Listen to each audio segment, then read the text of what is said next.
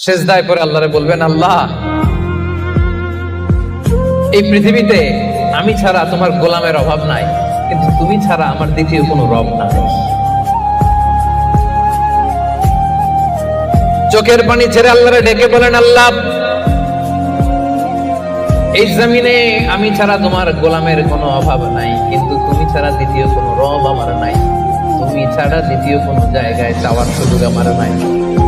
চোখের পানি ছেড়ে আল্লাহরে বলেন, আল্লাহ কোরআনে তুমি শিখিয়েছো ফরিয়াদীদেরকে কেউ যদি চায় ওই ফরিয়াদীদেরকে বারণ করা যায় না, তুমি কেমন করে এই অভাগা ফরিয়াদীকে আজকে ফিরিয়ে দিবা?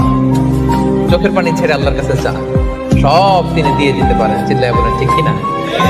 গোটা বিশ্বের সবাই আমাদের যার যা লাগবে সব যদি আল্লাহর কাছে চাই, আল্লাহ যদি সবাইকে সবকিছু দিয়ে দেয়, আল্লাহ বলে আমার ক্ষমতার 1 ইঞ্চিও কমবে না। চিল্লায় বলেন ঠিক কিনা? মাঝে মাঝে আল্লাহ আমাদেরকে দুঃখ কষ্ট দিয়ে পরীক্ষা করতে চান, এগুলো আমাদের জন্য খারাপ নয়।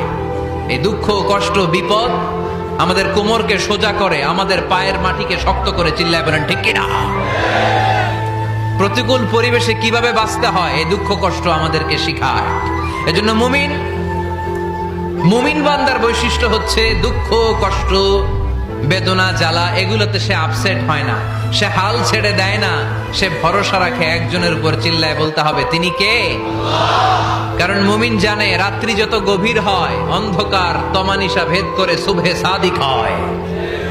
মুমিন জানে গর্ভবতী নারীর পেটের ব্যথা যেই দিন বাড়তে থাকে ওই দিনই নতুন মেহমান আগমনের সময় ঘনাতে থাকে। মুমিন জানে তার জীবনে দুঃখ কষ্ট বিপদ যত বাড়তে থাকে সুখের দিন কাছে আসতে থাকে।